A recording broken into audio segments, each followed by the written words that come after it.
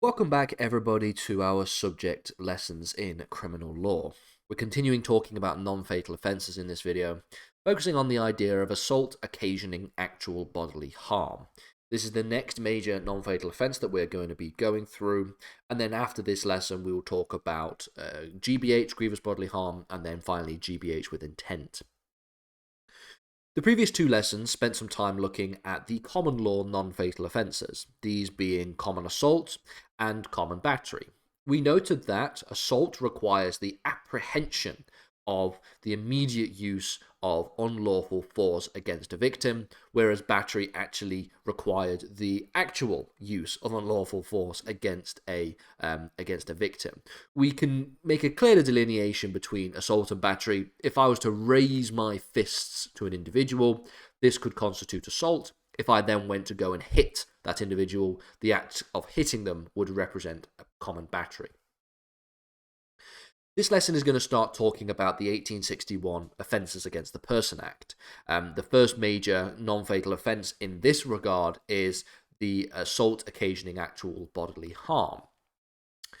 Now, assault occasioning actual bodily harm is found in Section 47 of the Offences Against the Person Act, and it says the following. It says that whoever shall be convicted upon indictment of any assault occasioning actual bodily harm shall be liable and kept in penal servitude. Now, of course, the keeping in penal servitude is, of course, something that is representative of the quite esoteric and niche language that existed in 1861.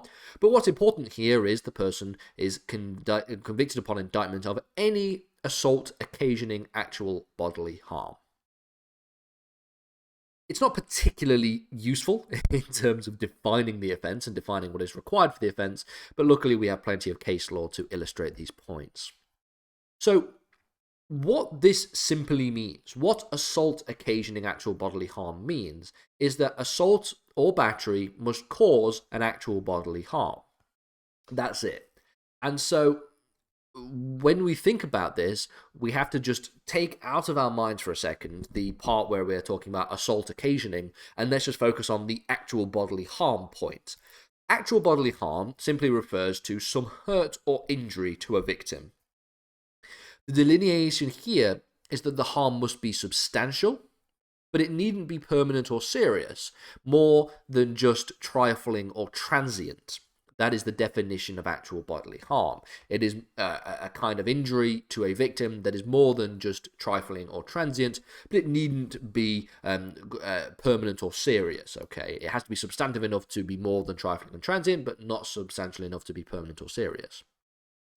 One point of confusion here that you need to make it very clear is the word assault, when we're talking about assault occasioning actual bodily harm, actually means either technical assault, i.e. the common assault, or common battery. The way this works is it is a constructive liability offence. So just like constructive manslaughter, for example, or unlawful act manslaughter, what we do here is the act itself, the actus reus, is what is constitutive of actual bodily harm, but you do so with the mens rea of either common assault or common battery. And so that's what happens here. We use the common law offences of assault and battery, the mens rea of which, to then construct actual bodily harm on the basis of those offences.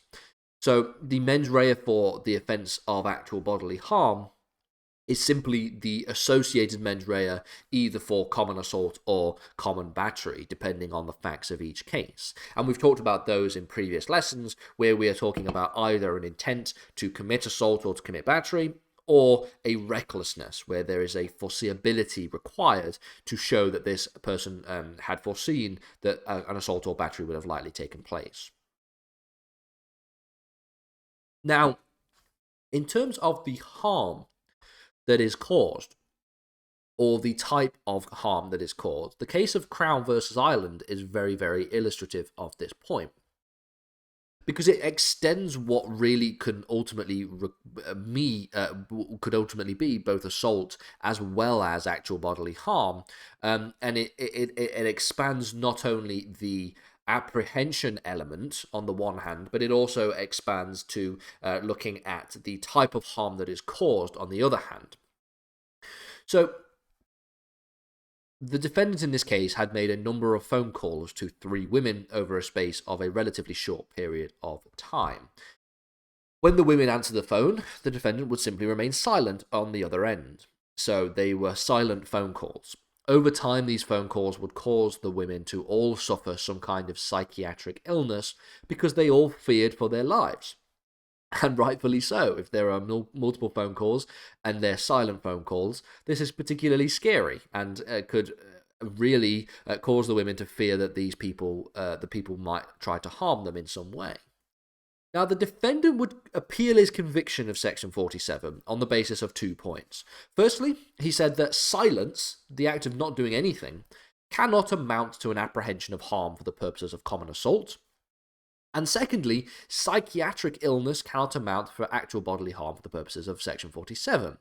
And so it expands the definition here. It expands the definition, firstly, of what apprehension of harm can be in terms of common assault, but it also expands the definition as to what amounts to harm. Does psychiatric illness amount to physical harm? It's not being hit or hurt physically, but does it amount to harm for the purposes of Section 47?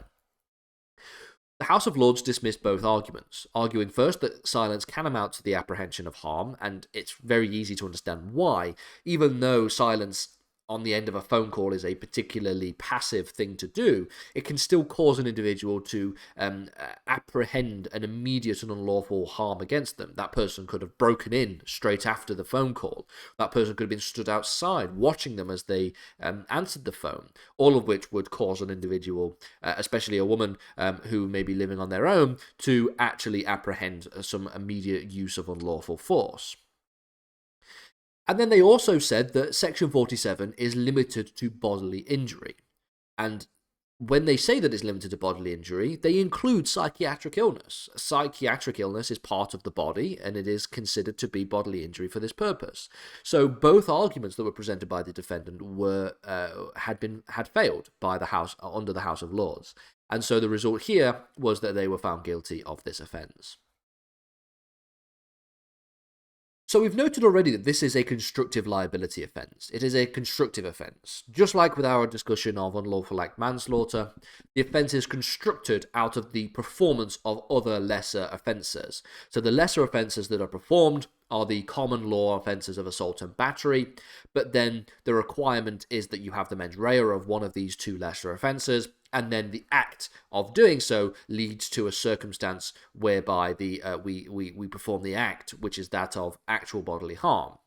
So the harm that is required is more substantive, but more than trifling or transient harm, essentially, is what we're talking about.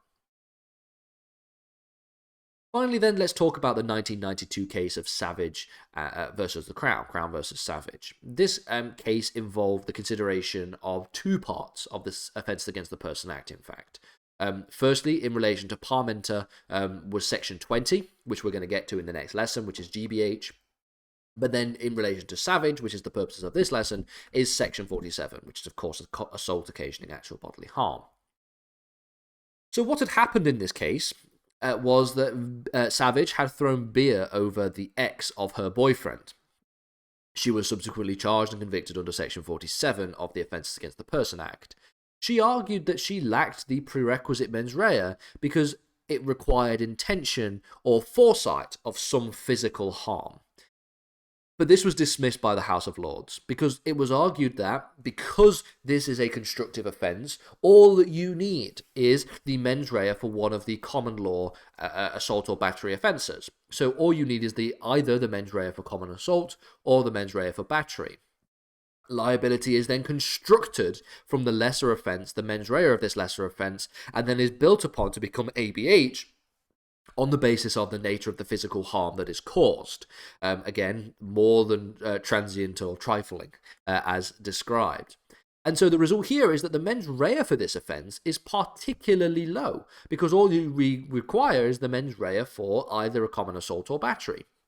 And then the act itself represents whether or not we would go beyond just a common battery or go up to the threshold necessary for assault occasioning actual bodily harm. We will get to section 20 in the next lesson and the lesson after when we talk about GBH and GBH with intent, but just to note that the mens rea for this offence is slightly different to that of section 47.